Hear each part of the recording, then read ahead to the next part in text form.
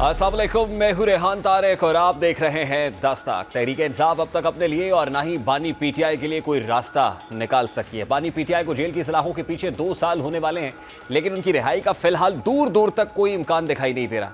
Party में तकसीम शिद्दत इख्तियार कर चुकी है और यही वजह है कि बानी पीटीआई की रिहाई की उम्मीदें दम तोड़ रही हैं। और इसीलिए बानी पीटीआई के दोनों बेटों सुलेमान खान और कासिम खान को मंजर आम पर आना पड़ा। अब बानी पीटीआई के दोनों साहबजादों को मंजर आम पर आना एक अहम सियासी वाक़या है। उनका मीडिया पर आकर बानी पीटीआई के हवाले से गुफ्तगू करना यह पैगाम दे रहा है कि वो बानी पीटीआई की बहनों अलीमा खान, उज़मा खान और नौरीन खान समेत पूरी पार्टी पर अदम एतमाद का इजहार कर रहे हैं। उनका मंजर आम पर आना इस बात की निशानदेही करता है कि वो वकला और पार्टी रहनुमाओं पर भरोसा नहीं करते। अब सुलेमान खान और कासिम खान ने एक इंटरव्यू के ज़रिए दुनिया की तवज्जो अपने वालिद की कैद की जानिब कराई और साथ ही उन्होंने वाज़ेह किया कि बानी पीटीआई की रिहाई के लिए उनके पास ज़्यादा ऑप्शंस नहीं बचे हैं। कासिम खान का कहना था कि कानूनी रास्ते इख्तियार की और हर मुमकिन कोशिश पीटीआई कैद से बाहर आ सके, लेकिन उन्हें यह मालूम नहीं था कि उनके वालिद इतने तवील अरसे तक कैद में रहेंगे। बानी पीटीआई के बेटों ने क्या गुफ्तगू की, ज़रा सबसे पहले उसकी एक झलक आपके सामने रखें। अब बज़ाहिर ये सूरत हाल इस बात की अक्कासी कर रही है कि कानूनी और सियासी महाज पर नाकामी की वजह से बानी पीटीआई के बेटों को मैदान में आना पड़ा। अब एक तरफ बानी पीटीआई के बेटे अपने वालिद का मुकदमा लड़ने के लिए मंजर आम पर आए हैं और दूसरी तरफ इनके इस इंटरव्यू को भी तहरीक इंसाफ में मशकूक नज़रों से देखा जा रहा है। ख़ासतौर पर अली अमीन गंडापुर जो एक सूबे के वज़ीर आला हैं और बानी पीटीआई उन पर सबसे ज़्यादा भरोसा भी करते हैं, लेकिन जब आज अली अमीन गंडापुर से कासिम खान और सुलेमान खान के इस इंटरव्यू के हवाले से सवाल पूछा गया तो उनका कहना था कि बानी पीटीआई के बच्चों की वीडियो में मैं कुछ नहीं कह सकता, मुझे इतनी है कि ये वीडियो असली है या फेक है।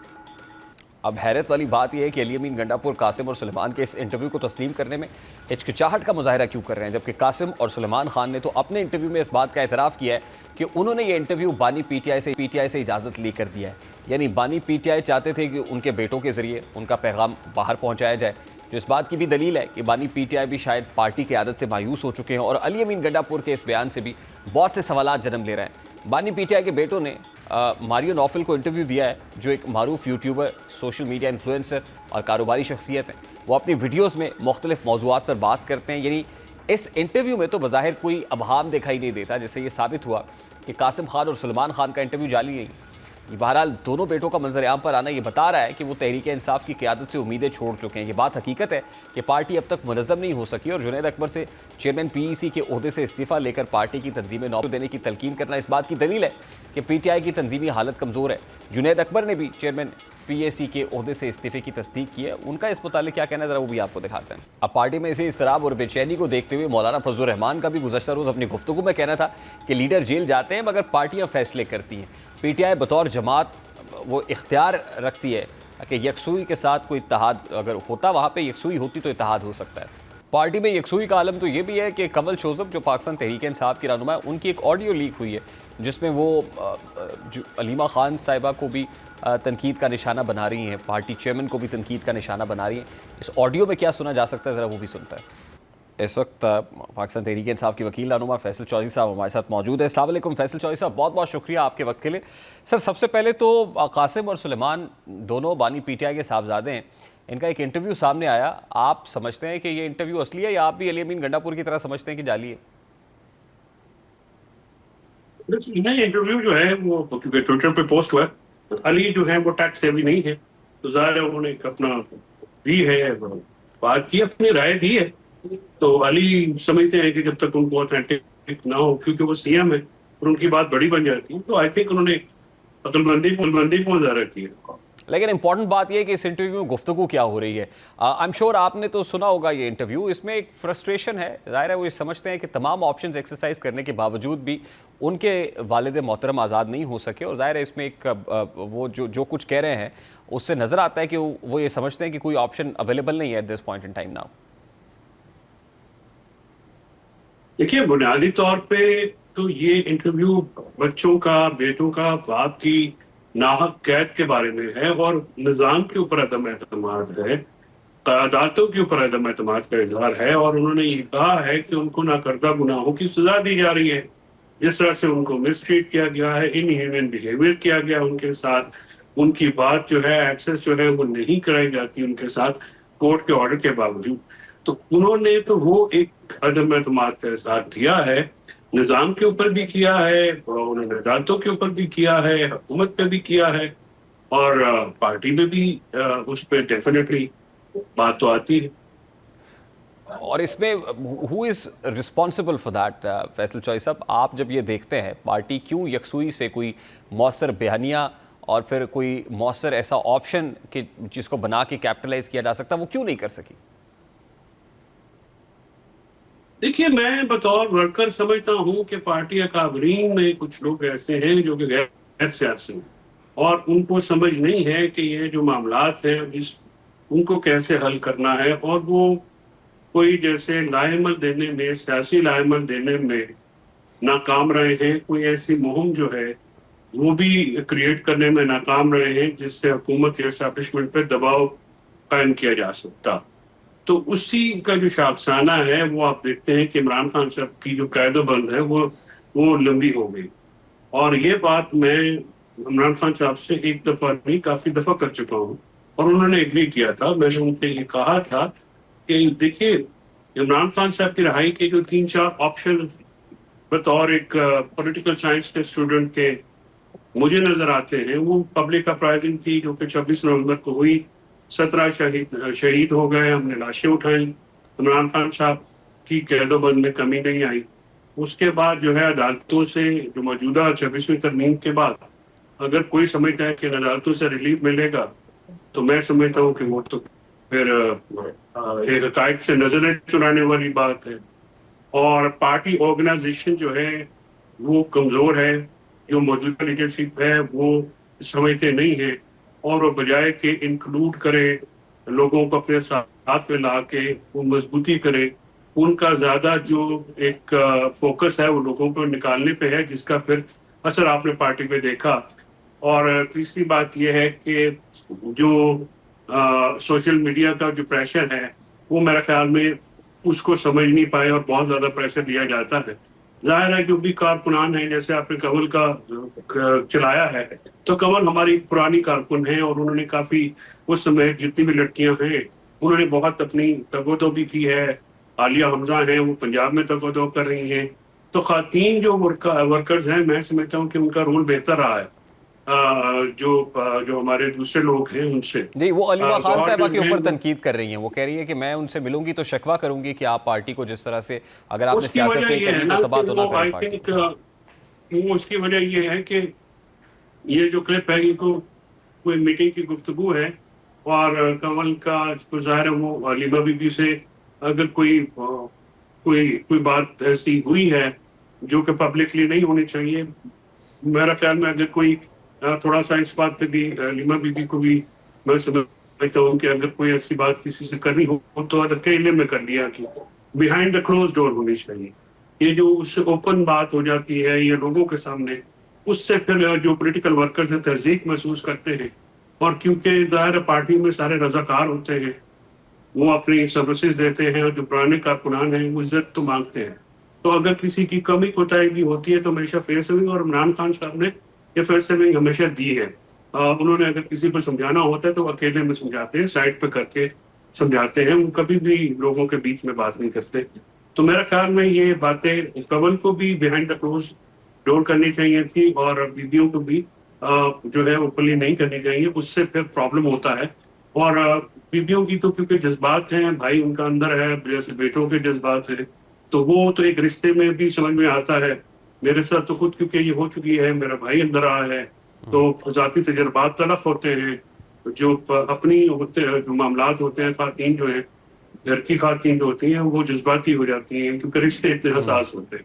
تو یہ الاؤنس تو ان کو دینا پڑے گا. لیکن پھر بھی میں سمجھتا ہوں کہ اس چیز کو اوپنلی میڈیا پہ نہیں آنا چاہیے. اس سے پارٹی کا نقصان بہت ہوا ہے اور ہوتا ہے. دیکھیں پارٹی چیئرمین تو سر اس وقت ظاہر ہے بیرسٹر گوہر ہی ہیں، اور بیرسٹر گوہر کو اگر پبلکلی بھی اور پھر سوشل میڈیا کے اوپر بھی آپ چپڑاسی کہیں گے تو یہ ایک بنیادی طور پہ ایک پوائنٹ تھا جی کہ آپ اس سے ایک چیز تو ہے سر جو ابھی میں نے مولانا فضل الرحمان صاحب کا ساؤنڈ بھی چلوایا ہے کہ پارٹی کے اندر فیصلہ سازی کا اختیار کس کے پاس ہے. اگر پارٹی چیئرمین کے پاس نہیں ہے تو پھر آپ ہر معاملے کو لے کے ڈیسیژن کے لیے بانی پی ٹی آئی کے پاس جائیں گے، اور ان کے پاس آسان سا حل ہے کہ بانی پی ٹی آئی سے ملاقاتوں پہ پابندی لگا دیں گے تو پوری پارٹی بند ہو کے رہ جائے گی. تو فیصلہ سازی ہی نہیں کر پاتی پارٹی. دیکھیے گوہر جو ہے نا وہ ایک سخت باتیں سننے کی استطاعت رکھتے ہیں. ان میں یہ ایک ان کو ایج ہے. बाकी जो लोग हैं वो सख्त बातें नहीं, कि वो तो बातें नहीं सुनते, वो तो किसी को जो है वो कोई जायज बात भी नहीं सुनते, और वो नॉन पॉलिटिकल लोग हैं। गौहर को ये आप क्रेडिट दीजिए कि मैंने, क्योंकि हम तो उसको वकालत से पहले, चेयरमैन बनने से पहले के भी जानते हैं, तो गौहर बड़े धीमे मिजाज के आदमी है। बाकी जो असर्ट करना होता है, देखिए वो चेयरमैन है, उनको असर्ट करना चाहिए अपने जो फैसले हैं। जैसे जुनैद अकबर की आपने बात की, तो जुनैद अकबर का इस्तीफा वापस हो गया, क्योंकि कल इमरान खान साहब ने उन पर कभी भी अदम एतमाद नहीं कहा। उन्होंने कहा अगर वो तहरीक और इस पे अपने अहदे पे फोकस कर सकते हैं तो बिल्कुल करें तंजीम साजी के ऊपर। तो वो उन्होंने इस्तीफा जो है उनका वो नहीं हुआ, वो वापस हो गया। और जुनैद अकबर एक एसेट है पार्टी का, जिस तरह से उन्होंने केपी में किया है, और अली अमीन ने जो है अपने दौर में भी उन्होंने भी बड़ा किया है। तो मैं समझता हूँ कि ये जो बातें हैं, जैसे कोई उनको मुंशी कहेगा गौर साहब से, तो मैं जाती तौर पे मोतरज होऊंगा, और इस तरह से नहीं बदतमीजी करनी चाहिए। आपको इमरान खान साहब के ही लगाए हुए चेयरमैन है, आपको शिकायत है तो इमरान खान साहब से जाके कर लीजिए। उसका पब्लिकली आप गौर को या किसी और के ऊपर फिंगर पॉइंटिंग जिन्होंने की है, वो मैं समझता हूँ कि उनको भी थोड़ा पार्टी के लिए, for the sake of party, अपने जज्बात को काबू रखना चाहिए।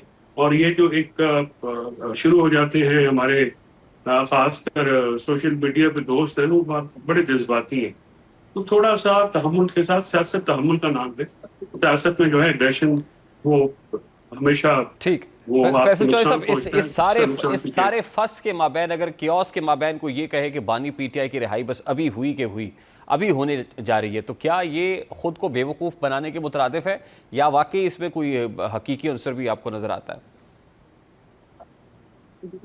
मैं समझता हूँ कि इसमें हकीकत नहीं है। उसकी वजह यह है कि पार्टी ने अभी तक वो दबाव क्रिएट करने में नाकाम रहे हैं, और ना ही इनके पास पलायमन है। इस टीम के साथ इमरान खान साहब को बाहर आना मुश्किल है। इमरान खान साहब को अगर ये मैच खेलना चाहते हैं तो उसके लिए भी अब जो है वो टीम उनको बदलना पड़ेगी, और कुछ सियासी लोग लाने पड़ेंगे। वरना जो मौजूदा लोग जो लगाए गए हैं, जो कि नॉमिनेटेड हैं, उनकी वजह से पार्टी में बहुत नुकसान हुआ है, हो रहा है, और बहुत होगा। और तेजी से जो मौजूदा सूरत हाल है, खासकर हिंदुस्तान पाकिस्तान की जंग के बाद मामला बहुत तेजी से बदले, तो पॉलिटिक्स जो है वो every day is a new day. उसके मुताबिक जो है वो स्ट्रेटजी बनाई जाती है, करी जाती है।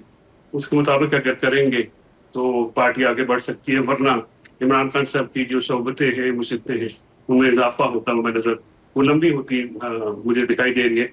मुझे जल्द रिहाई का इम्कान जो है वो कम लगता है, क्योंकि मेरी नज़र में, या जिस तरह से मैं देखता हूँ इन चीज़ों को, उसमें वो एलिमेंट्स नहीं है जो कि इनको रिहाई के लिए कोई दबाव नहीं। बहुत बहुत शुक्रिया फैसल चौधरी साहब आपके वक्त के लिए। पाकिस्तान तहरीक इंसाफ के वकील रहनुमा साहब हमारे साथ मौजूद थे, और उन्हें तो इमरान खान की जल्द रिहाई के इम्कानात मादूम नज़र आते हैं, अनटिल और अनलेस पार्टी के अंदर, क़यादत के अंदर कोई मैंडेटरी चेंजेस नहीं होती, या पॉलिटिकल फेसेस को फ्रंट फुट के ऊपर या फ्रंट रनर्स के अंदर शामिल नहीं किया जाता है। ब्रेक लेते हैं, ब्रेक के बाद वापस आएंगे। अमरीकी सदर डोनाल्ड ट्रंप का सऊदी अरेबिया के अंदर स्टेटमेंट्स देना, उसके बाद दौरा कतर, शाम के हवाले से इंपॉर्टेंट डेवलपमेंट्स हैं, पाकिस्तान और भारत के सीज़ फायर जो वे फॉरवर्ड है, मुसालहत या मुफाहमत या फिर अक्रॉस द टेबल डायलॉग, इस पर भी कुछ बात करेंगे, और फिर लोकल पॉलिटिक्स पर, इसके इम्प्लीकेशंस पर भी बात करेंगे। इस ब्रेक के बाद हमारे साथ रहिए।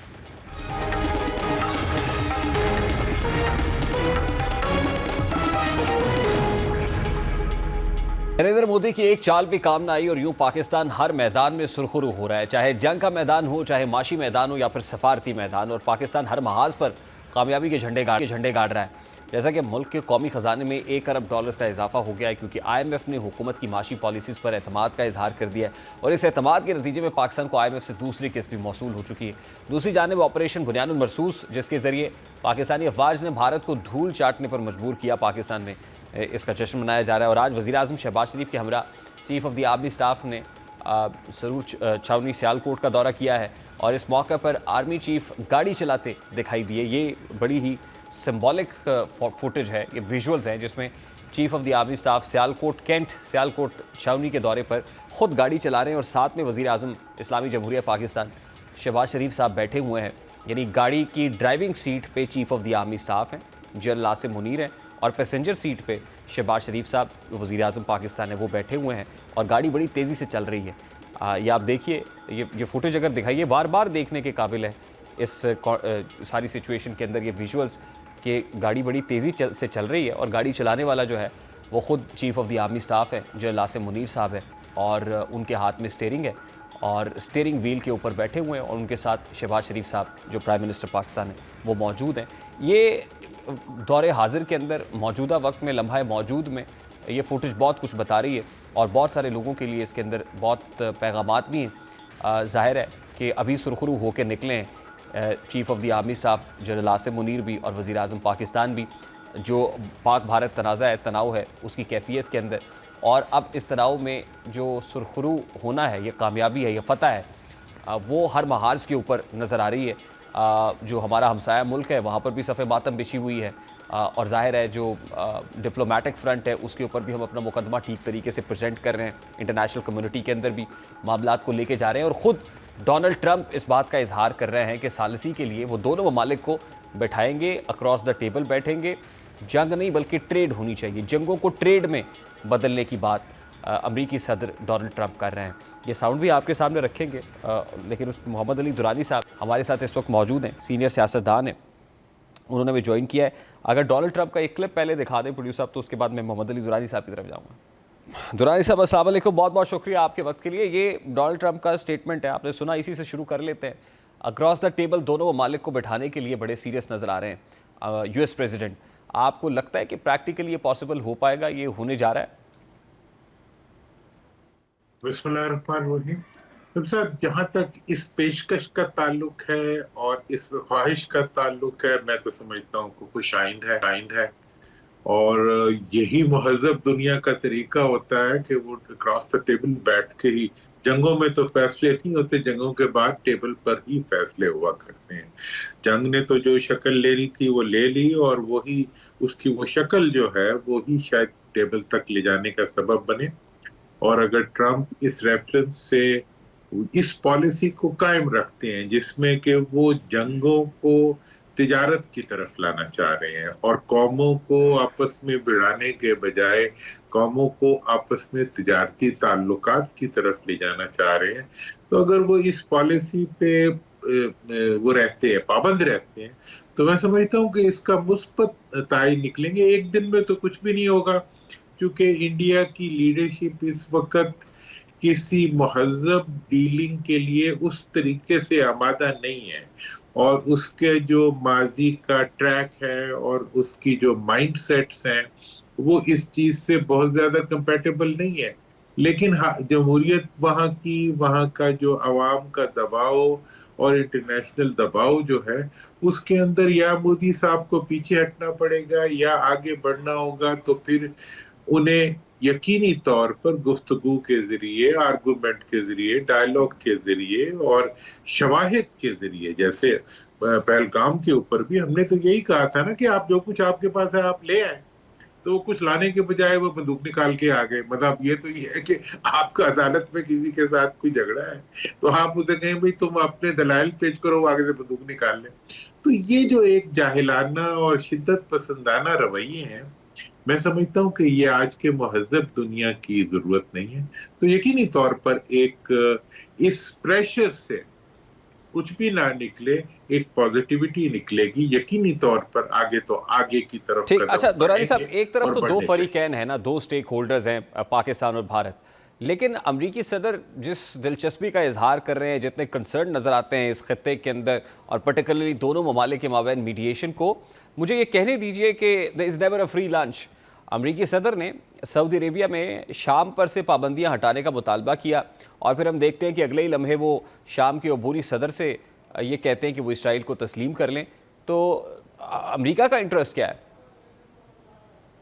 دیکھیں، امریکہ کا انٹرسٹ، جو سب سے بڑا انٹرسٹ ہے وہ یہ ہے کہ امریکہ اپنی گرفت اس علاقے پہ لوز کر رہا ہے۔ سب سے بڑا جو اس کا انٹرسٹ ہے وہ یہ ہے کہ یہ علاقہ جو ایک وقت تک اس کی راجدھانی تھی، اب اس کے نیچے سے نکل رہی ہے۔ اس علاقے کے اوپر اس کا اشارہ، مطلب اس کی جسے کہتے ہیں نا کہ آنکھوں کے اشارے پہ یہ علاقہ چلا کرتا تھا، اب یہ علاقہ، اب یہ صدی جو شروع ہوئی ہے، یقیناً یہ مشرق کی صدی ہے۔ اس کے اندر مشرقی قومیں جو ہے وہ اپنے لیے ایک وزن پیدا کر رہی ہیں اور اپنے لیے ایک جگہ بنا رہی ہیں جس کے ساتھ अमेरिकन लीडरशिप अगर वाइब्रेंट होगी, वाइज होगी, तो वो इसके साथ एडजस्ट करेगी। चाइना से लड़ने की कोशिश करेगी तो नाकाम होगी, अगर चाइना से ट्रेड सेटलमेंट करने की कोशिश करेगी तो कामयाब होगी। बैन ही जो ये खित्ता है, इसके अंदर कोई फ्री लंच नहीं है, लेकिन हमारी जो जियोपॉलिटिकल सिचुएशन है वो ऐसी है कि ये एक पिवट की तरह है कि पूरा इस रीजन का जो बैलेंस है, मिडिल ईस्ट, सब कॉन्टिनेंट और ये जो सारा है एशिया, इसके पाकिस्तान एक पिवटल पोजीशन पे है। और इस चीज को मेरा ख्याल है ट्रम्प भी रियलाइज करता है और अमेरिकन एस्टैब्लिशमेंट भी रियलाइज करती है। लिहाजा वो इसके अंदर अपने रोल को जारी रख के अपने लिए एक रास्ता ढूंढते हैं। दूसरा, वो इंडिया को यकीनी तौर पे चाइना के मुकाबले में एक कुव्वत के तौर पे बिल्ड करने की कोशिश कर रहे थे। और ये जो अभी जो रिसेंट वाकया हुआ है, जो हमें चंद दिनों का वाकया लग रहा है, इसमें तारीख का एक पूरा जो वर्क है वो अगली तरफ घूम गया है कि जो supremacy of the western technology थी वो इस जंग के अंदर एक्सपोज नहीं हुई, डिमोलिश होने के करीब आ गई है। और इस चीज को कूप अप करने के लिए भी मगरिब को वक्त चाहिए। तो यकीनी तौर पर अगर इस वक्त वो पीछे हटकर किसी डायलॉग की बात करते हैं, हमें कोई इतराज नहीं है। हाथ कंगन को आरसी क्या, हमें तो डायलॉग की तरफ जाना चाहिए। लेकिन इंडिया से जो एक्सपेक्टेशंस थी अमेरिका की और वेस्ट की, वो पूरी नहीं कर सका। वो उनकी टेक्नोलॉजी सब देखिए ना कि फिर इसमें चाइना भी है, इसमें सऊदी अरेबिया भी है, इसमें टर्की भी है। रजब तैयब एर्दोगान इस पे स्टेटमेंट्स दे रहे हैं। फिर ईरानी वज़ीर ख़ारजा भी जो है उनका भी पाकिस्तानी वज़ीर ख़ारजा सतह के ऊपर भी बातचीत हुई और सब चलता रहा। ज़ाहिर है कि डिप्लोमेटिक फ्रंट के ऊपर पूरा इंटरनेशनल रिलेशंस का सब्जेक्ट है, इसके ऊपर there is a long debate. लेकिन ये जो कुछ हुआ है, इस सारे के कोई लोकल पॉलिटिक्स के ऊपर लोकल इम्प्लीकेशंस भी देख रहे हैं आप? मुल्क के अंदर या बाहर? मैं लोकली सर, मुल्क के अंदर बात कर रहा हूँ। पर्टिकुलरली जो एक सियासत चलती है, रिवायती जो सिलसिला चल रहा था, वो पाकिस्तान तहरीक इंसाफ की स्ट्रगल हो, क्या उसको ब्रेक? अच्छा सवाल, जी बहुत अच्छा सवाल। देखिए, मेरा तो इसके बारे में जनाब ये ख्याल है कि पॉलिटिक्स को भी री एडजस्ट करना पड़ेगा अपने आप को। खाम खा अपनी डोमेन से निकल के दूसरी तरफ जाके पत्थर मारना, बॉल मारना, बयान मारना, उसका सिलसिला अब खत्म होना चाहिए। हमारा मीडिया हो या हमारी सियासत हो, हमारी हुकूमत हो या हमारी अपोजिशन हो, इन सबको जो है बिला वजह मुल्की इदारों को सियासत में खींचने की कोशिश नहीं करनी चाहिए। और इस सारी डेवलपमेंट ने ये खोल के सामने रख दिया है कि इस वक्त अब जो सूरत हाल है उसमें कौम के सामने ये चीज साबित हो गई है कि आप अगर अपनी फौज को बिला वजह क्रिटिसाइज करेंगे, उनके बारे में नेगेटिव बिल्डअप करेंगे, आखिर में बचाना तो उन्होंने है, आप अपना नुकसान करें। लिहाजा अब हुकूमत को भी एडजस्ट करना चाहिए और अपोजिशन को भी एडजस्ट करना चाहिए कि वो अपनी सियासत आवाम के बीच में करें और आवाम को और इदारों को टकराने की कोशिश ना करें। मैं बिल्कुल वजाहत से कह रहा हूँ, ये जो बैठ के वीलॉगर्स और जो मुख्तलिफ लोग बैठ के मुल्की इदारों को डीफेम करने की कोशिश करते हैं, वो दुश्मन की तो कोशिश हो सकती है। मैं तो हमेशा से ये देख रहा हूँ, और आपको पता है मैंने अपोजिशन में होते हुए भी मैंने हमेशा ये बात कही है कि आपने अपोजिशन करनी है तो आप हुकूमत की करें, मुल्की इदारों को इसमें घसीटने की कोशिश ना करें। और हुकूमत को भी चाहिए कि वो अपने काम की रिस्पॉन्सिबिलिटी। साहब, आपको लगता है कि सारी डेवलपमेंट में एंटी एस्टैब्लिशमेंट नैरेटिव को अच्छा खासा डेंट पड़ा है इस सारी सिचुएशन के अंदर? यार, इसमें डेंट ही नहीं पड़ा, मैं तो समझता हूँ कि डेंटिंग होगी, सीधा हो गया। मतलब जो एंटी एस्टैब्लिशमेंट नैरेटिव था उसके अंदर एक बहुत बड़ा फ्लॉ था। कहीं वो इंडियन इन्फ्लुएंस में आ जाता था, कहीं वो मीडिया इन्फ्लुएंस में आ जाता था, कहीं वो अदर कंट्रीज के इंटरेस्ट के इन्फ्लुएंस में आ जाता था। हमें देखिए, अवाम के इशू, आप पिछले, मेरा एक नैरेटिव है चलें कि पिछले 50 साल से जो है मुल्क के अंदर जो है दो पार्टियों की हुकूमत चली आ रही है। जो कुछ हो रहा है आप वो हमेशा पावर में नजर आते हैं। आप उनके बजाय आप जब उठते हैं आप अपने मुल्की इदारों की तरफ चल पड़ते हैं। भाई, मुल्की इदारों का کوئی اختیار آج اگر آپ دیکھیں آج حکومت ہے, وزیر اعظم ہے, منتخب جائز یا ناجائز حکومت ہے, آپ اس کا اختیار تو اس کے پاس ہے. ٹھیک, اگر محمد الرائے صاحب, I have to take a very quick short break here. Break لیتے ہیں, کوئک شارٹ بریک لیتے ہیں, بریک کے بعد واپس آئیں گے, گفتگو کو کنٹینیو کریں گے ہمارے ساتھ.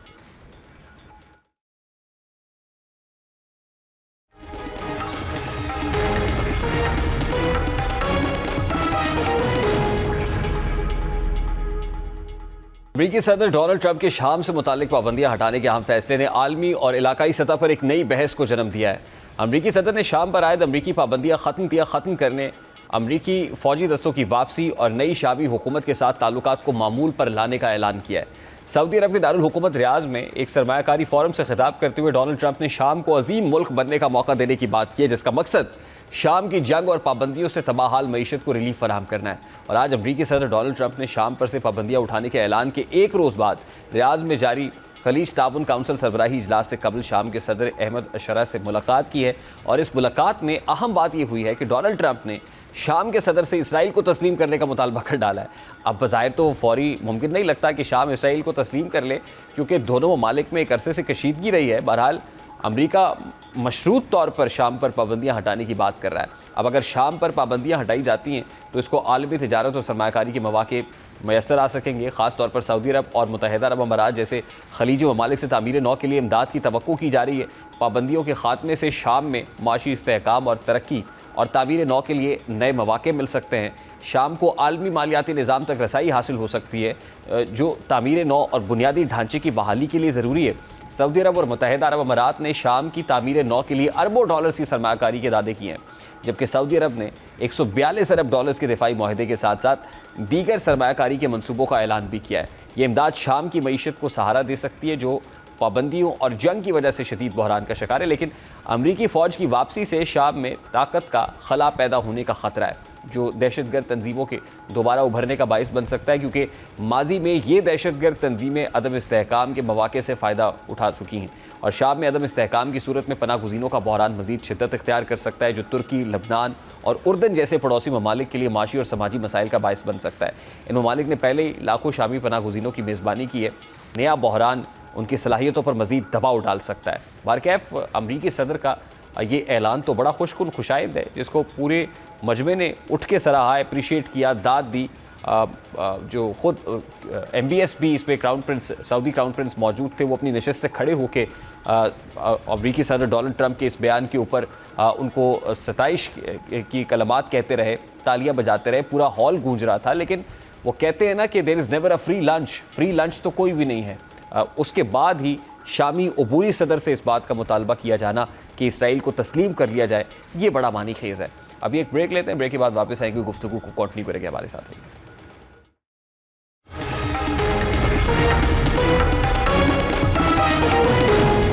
عوام کو پیٹرولیم مصنوعات کی قیمتوں میں ممکنہ ریلیف ملنے والا ہے. اب جیسا کہ درآمدی پریمیم میں معمولی کمی کی وجہ سے اگلے چند دنوں کے لیے پیٹرول کی قیمت میں تقریباً ₹3.5 اور ڈیزل کی قیمت میں تقریباً ₹7 فی لیٹر کی کمی کا امکان ہے. یہ کمی اس بات پر منحصر ہے کہ حکومت ٹیکس کی شرح کو برقرار رکھے گی یا نہیں. اگر ٹیکس کی شرح تبدیل نہیں ہوتی تو یہ قیمتیں کم ہو سکتی ہیں. اب پیٹرول کی قیمتوں میں کمی کا اندازہ اس بات سے لگایا جا سکتا ہے کہ پچھلے 2 ہفتوں کے دوران بین الاقوامی مارکیٹ میں پیٹرول کی قیمت تقریباً $1.5 فی بیرل اور ڈیزل کی قیمت تقریباً $3 فی بیرل کم ہوئی ہے.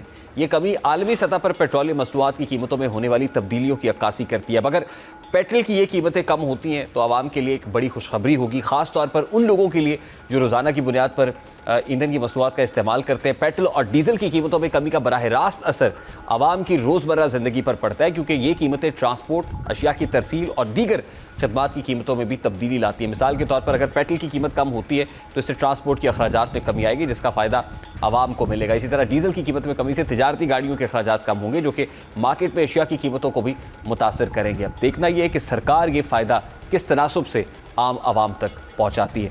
پروگرام کا وقت اپنے اختتام کو پہنچا. آپ سے ملاقات, کل اپنا رکھیے خیال. اللہ حافظ.